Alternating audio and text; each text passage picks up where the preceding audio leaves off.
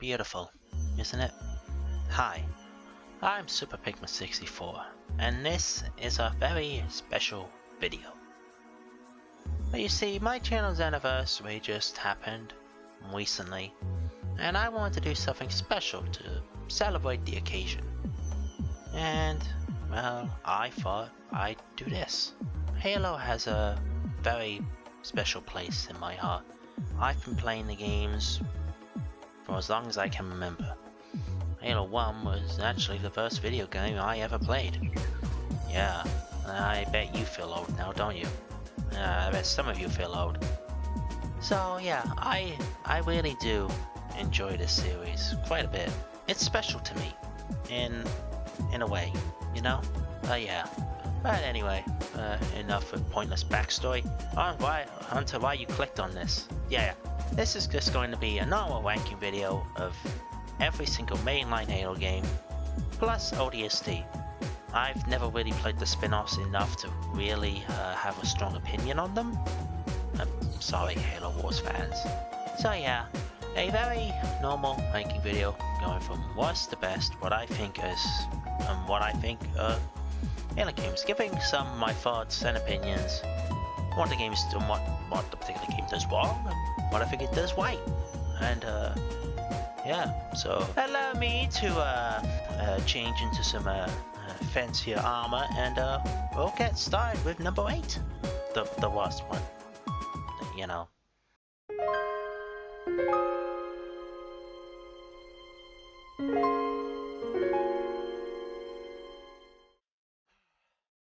Alright, now that I'm in my fancy silver trimmings, we can get started with the ranking list. And at the bottom of the list, my least favorite Halo game is Halo 4. Yeah. But I got to thinking about the list. Though Halo 4 was on the bottom of it initially.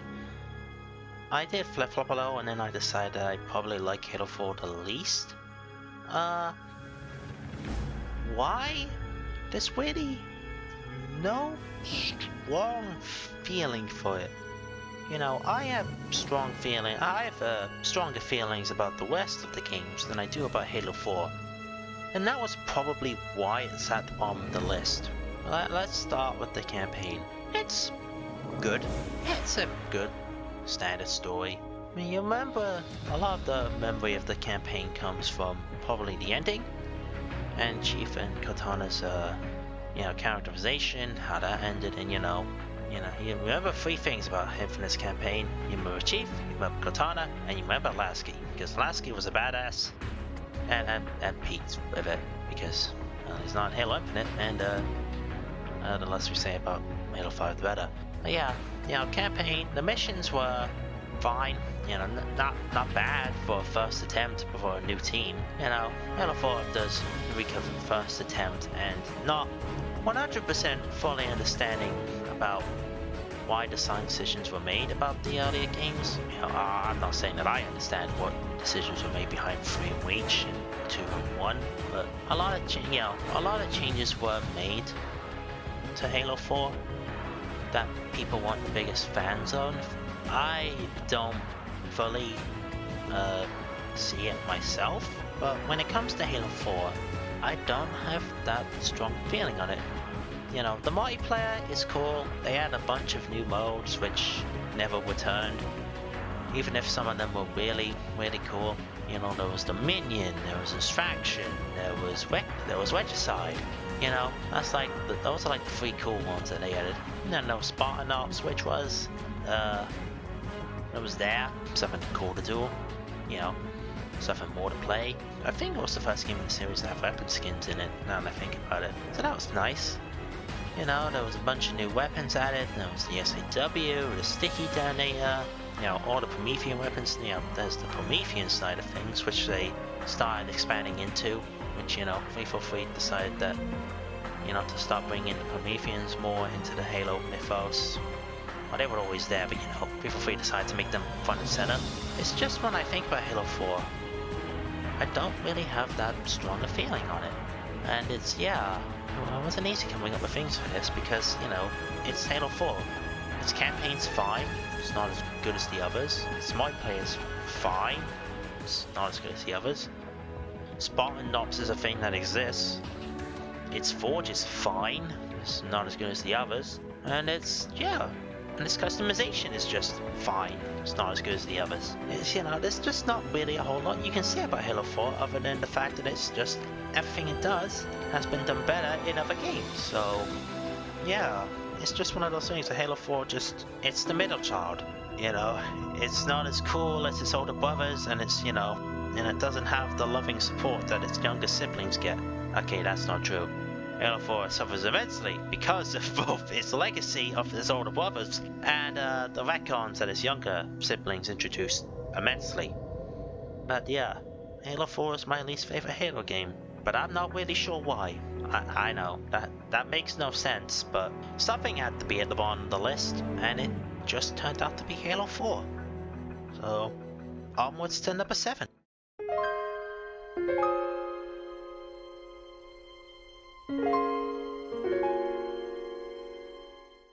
So yeah, moving on to number 7. And number 7 is Halo Infinite. Yeah, the newest game in the series, Halo Infinite. Actually, me and a friend of mine actually recently did an entire playthrough of Halo Infinite's campaign co-op. So check that out. That playthrough is also the reason why it's 7th on the list. In case you don't know, that playthrough was a nightmare. An absolute nightmare. Long story short, the game broke about every 45 minutes. There were glitches, crashes, soft locks, cutscenes breaking, game crashing, bosses not spawning, invincible enemies, overall just weirdness, which you can watch on this YouTube channel after you've liked, comment, and subscribed on this video. Yeah, that playthrough really did sour my perception on Halo Infinite quite a lot. If this ranking was made before that playthrough, this probably would have been top 4 easily. But that playthrough was an experience. It drained us mentally, honestly, physically as well. Just, when I was done, when I knew that I never had to touch this game again, I was happy. This game, that playthrough made me hate Halo Infinite on a level that I thought would have been impossible. Now I know it sounds like odd, I'm putting it on number 7 just because of the game's technical instability. It's absolutely 100% the reason why it's there. Halo, you know, for all the good points that I can make about Halo Infinite, the game crashes every half an hour. So that means I can only ever play it for half an hour. And why the hell would I want to play a game that I can only play for half an hour? No matter how, you know, how good a foundation the multiplayer has, despite its lack of content, despite how, you know, interesting certain aspects of the campaign might be, you know, if I'm allowed to see them. It's just the easy, you know, and the easy marks against Infinite. You know, the customization sucks. The armor coding system makes no sense. The game doesn't work 99% of the goddamn time. The desync, all of the problems, they're just grate on you. They just grate and they grate and they grate, and then you're just done. You know, you're just done. At some point it just becomes enough and you're just done. I could have very easily put this game at the bottom just for the technical instability alone. The only reason I didn't is because I like the campaign more than 4. I like the multiplayer more than 4, and it has a better forge. So personally, I rated it as low as I could because of the problems that we encountered. And I have very legitimate reasons to hate this game for its technical stability. This game's technical stability, and I know I'm keeping harping on this, this game broke my Game Pass on PC. It broke the Game Pass app for me. That's how broken Halo Infinite is. And Joe Staten still hasn't given me the £50 I had to pay to buy the campaign on Steam because I had to have something ready for the playthrough. So, Joe stated, if you're watching this, you owe me £50 because I can blame you for everything wrong with Halo Infinite since you left. There we go. I just deflected all my anger onto someone who didn't deserve it. There we go. And I just blame the one person that no one blames for the state of Halo Infinite. This is going to work out great. But yeah, Halo Infinite is 7th. Easily, probably deserves to be 8th. Based on the fact that I somehow have to spend money for a free game. But enough of that. I know I've gone on my experience of the game, but guess what? This ranking is based off my experiences with the games. So if you don't like how much I hate Halo Infinite's technical stability, well I'm sorry that you're a luckier person than me.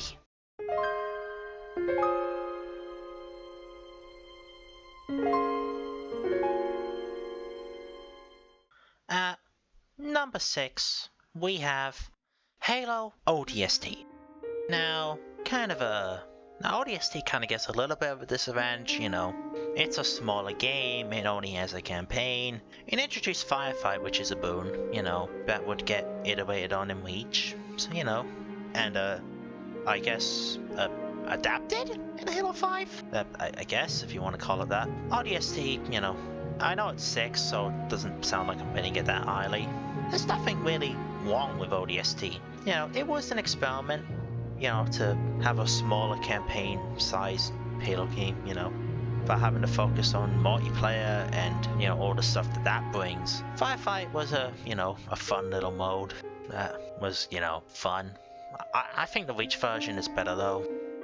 Just jumping ahead a little bit. And the campaign, you know, I like all the characters. The missions are fun. It is a little short, and then you get to the last mission, and it's suddenly 3 times longer than all the rest. And you know, it's a fun campaign. There's no real bad missions in it. There's no real bad characters. There's no real plot holes. I think I don't really remember that. I remember ODS. I just don't remember the finer details. It's a fun game. Some changes to the weapon sandbox, how you throw grenades, you know. It's a fun little game. It's just, you know, kind of the issue here. It's just, I think the other games are better. Not a slight against ODST. I still think it's a really good game and worth your time and effort. Was it the first game I beat on Legendary? Yeah, for the first time I actually dedicated to beating it on Legendary. Legendary is just a time sink for me. If I'm being honest, I'm at that awkward skill gap between like heroic is way easy and legendary is way hard. Although that's probably because I'm too impatient for legendary, but you know, that's a topic for another video, maybe. But yeah, ODST, you know, it's fun. It has good missions, it has good characters, it has good writing. It's a good game. It's just not the best Halo game.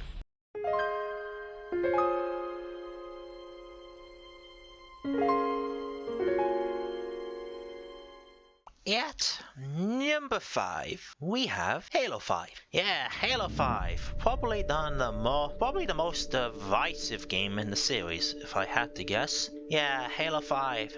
A game of two halves for me. On one hand, love the multiplayer. Probably my favorite in the favorite in my series. I love the multiplayer. I love the movement. I love the weapon sandbox. I love how overpowered just how quickly overpowered you can become in 5. It's just, I mean, come on, Super Fiesta. That's like the best game mode that ever. Just come on. You know, Halo 5's multiplayer just blended perfectly into Forge. The amount of stupid things you could come up with in Forge because of just how absurdly, you know, just that, you know, amount of absurd weapons, you know. It's a shame that Halo 5 never really became like a Super Smash Bros. Ultimate where it was just everything inside one game. It never reached those heights.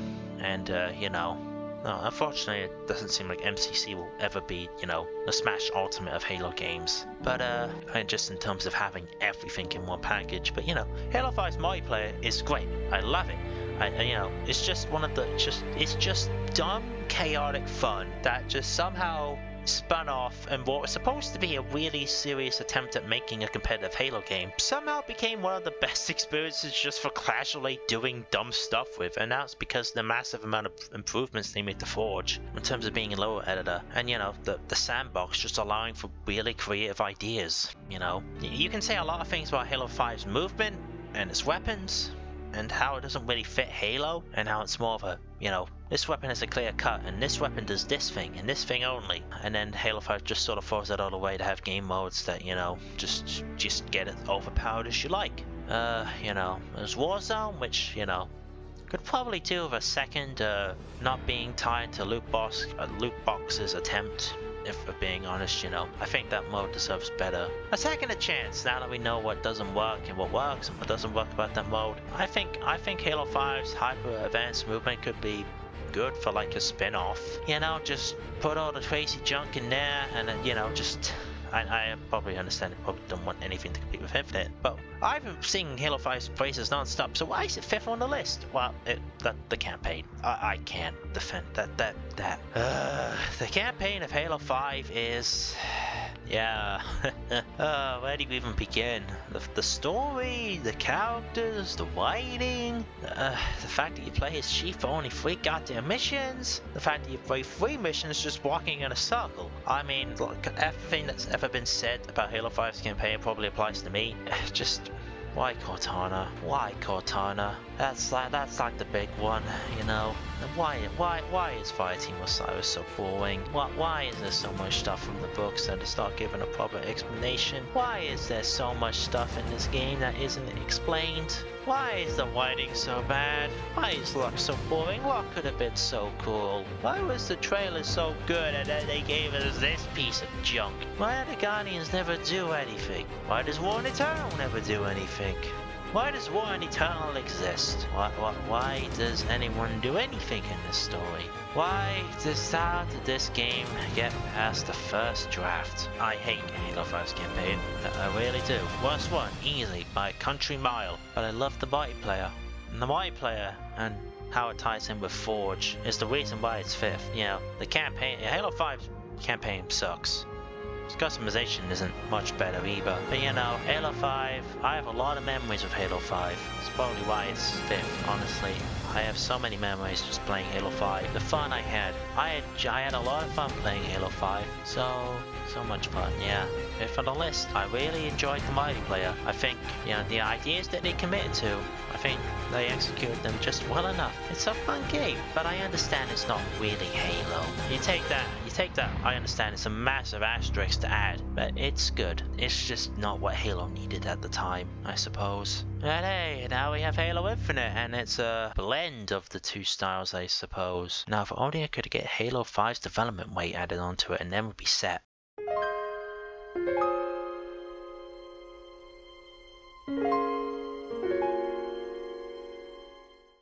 And now we're into the top half of the list. Man, I can't believe it. Now we're getting to the good Halo games, am I right? Because that's how lists work, right? So yeah, number 4 is Halo 2.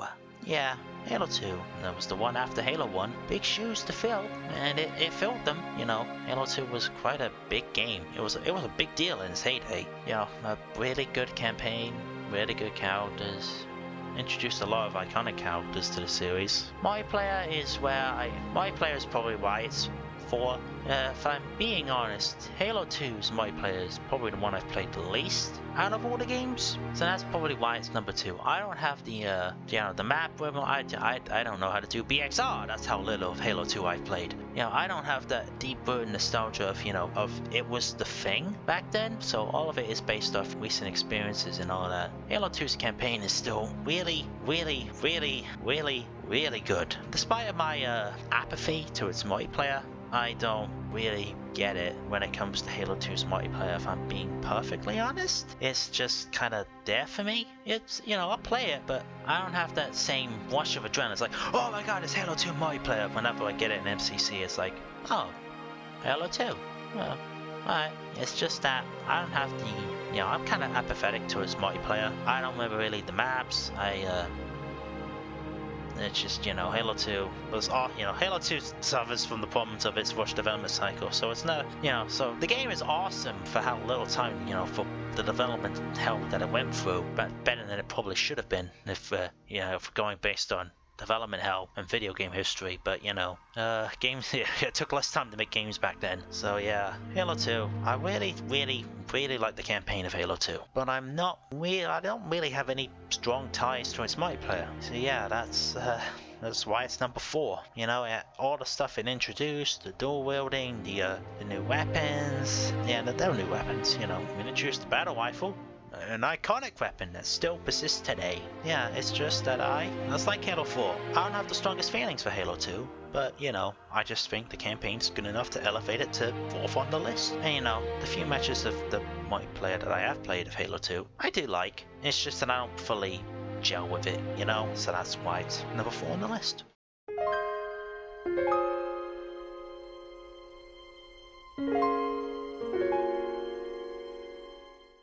So, at number 3, we have Halo 1, the first Halo game ever made. This is nostalgia, purely. Halo 1 was the first video game that I ever played, and I think that explains everything. I love the game's campaign, you know. It's just so much fun just doing it over and over and over again. I've played the Venus campaign like probably more than all the other games combined. If I'm being honest. It's nostalgia. I love Halo 1. You know, going up nostalgia, it'd be top of the list, but there's only so high I can put it. You know, even putting it up this high is probably pushing it. It's probably breaking it, but hey, this is my list. Who cares what you think? I don't know. If you disagree, then like the video, nerd. Got ya. Yeah, it's purely for the campaign and how much I just, you know, how a game, you know, the memories that you make with a game, how it feels, you know, that stuff holds a lot more weight than the multiplayer being a product of its time, never really being designed for competitive play, and was primarily designed, the multiplayer was made for people who were goofing off for an hour, people who decided to, hey, let's play Halo for cover. It was never really meant to be played in a multiplayer fighting for victories. You're also supposed to be kind of assing around it. It was a party game. The multiplayer was designed as a party game first of all, and it's all, Halo 1 also has aged as well for a 20-year-old game, for a 20-year-old first-person shooter in that era where first-person shooters were rapidly changing. It's aged about as well as it probably could have, but it's still aged, and I think the multiplayer is probably the biggest example of the aging. No, I don't think anyone really pines for this to be all of it on MCC. I think there's a reason why it's picked so low in MCC is because the pistol. We can make arguments about how the sniper rifle could technically be better, but everyone just uses the pistol because it's just good in 90% of situations. It's just one of those. It's Halo 1's really small weapon pool just means that the multiplayer kind of does it's kind of unfair to rank Halo 1 by its multiplayer, but we don't gotta, it's my rules. I could just omit Halo 1's multiplayer from this factor entirely, and then it'd be number 1 because I love the campaign more than anything, even if other games technically do it better. But I love Halo 1, probably forever will. It's just when I have to think about it, third is the highest I could put it without it seeming incredibly just nostalgia biased, even if putting it above Halo 2 is probably just nostalgia blindness. But as I've alluded to, I don't have the feelings for Halo 2 as I do for Halo 1, which means Halo 1 is better. So yeah, it's third because I say it's third. Alright? Halo 1 is great. Fight me.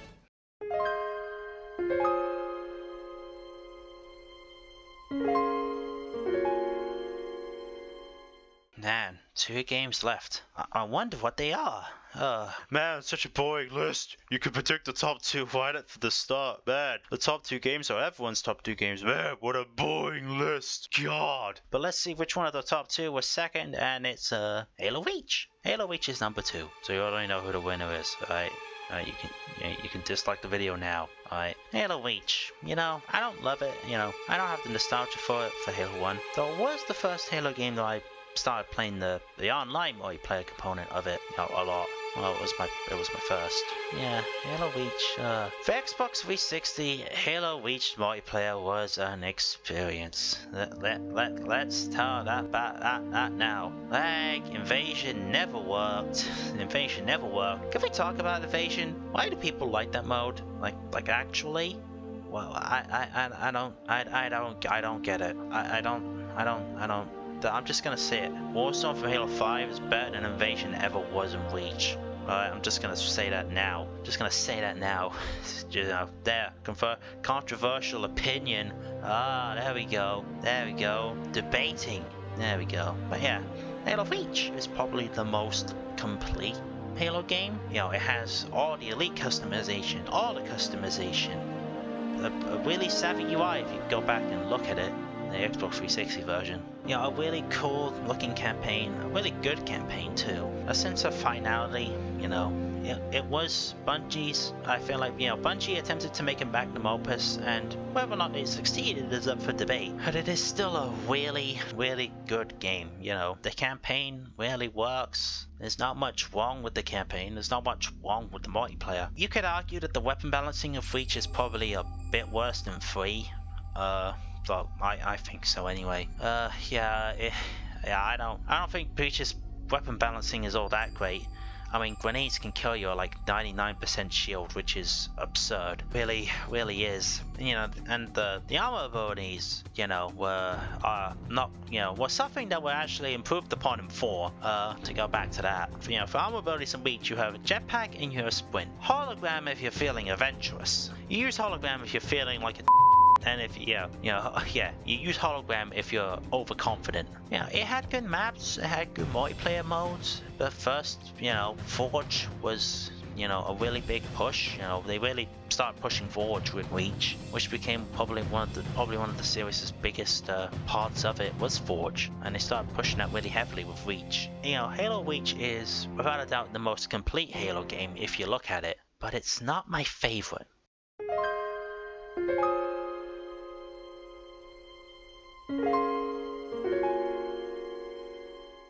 And number 1, of course, we all know it by now, Halo the 3rd. Yeah, it's Halo 3. What more is there to say? Best missions, you know, best campaign, really simple, really easy to pick up and play multiplayer that just works. Introduced Forge, elite customization, you know, theater, just a lot of stuff, a lot of Halo series traditions and staples that people would associate with the series began in 3. And also just, I mean, come on, the Covenant mission, come on, that's reason alone. The multiplayer could suck, but come on, Covenant mission alone. I mean, the campaign, it just has the best missions, I feel like. Well, the story probably isn't as good as Halo 2, if we're looking on it. You know, it does bring that sense of finality.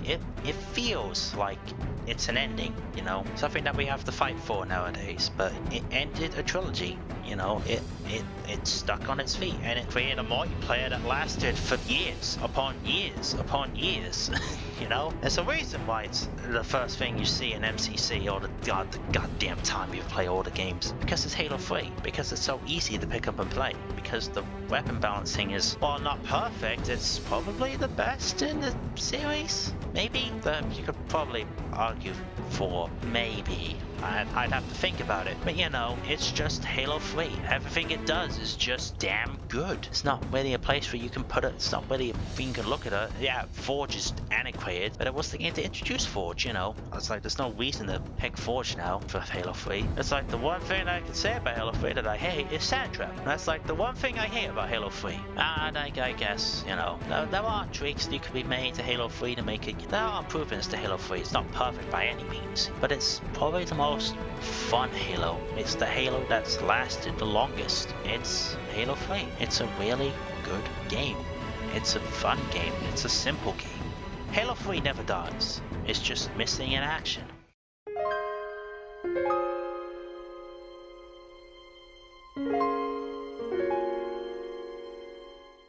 And that was my ranking. How much did you disagree? How dare I put so-and-so after so-and-so? Well, after you like, comment, and subscribe, because, you know, because you made it this far, because of course you wouldn't just skip to the end to see my number 1, because that would be something a scrub would do. But you know, I put effort into this one with the editing and all, so like the video for that basis alone, because the effort that I put into this succeeds my normal, I have other things to do in the day and I need to get this editing part done. I don't mean it like that, it's just, you know, I wanted this to be a special video, so I went 110% on the editing for this one. And I hope you enjoy my harder than this probably should have been to make Halo ranking video. When I got down to thinking, I had fun thinking of the list and all of it. Halo 3 at the top is probably the most predictable answer, but what are you gonna do? It's Halo 3. I guess this would be I guess this would be a person who cared about your opinions would ask you to put your list at the bottom in the comments, I suppose. Also subscribe, because I want to see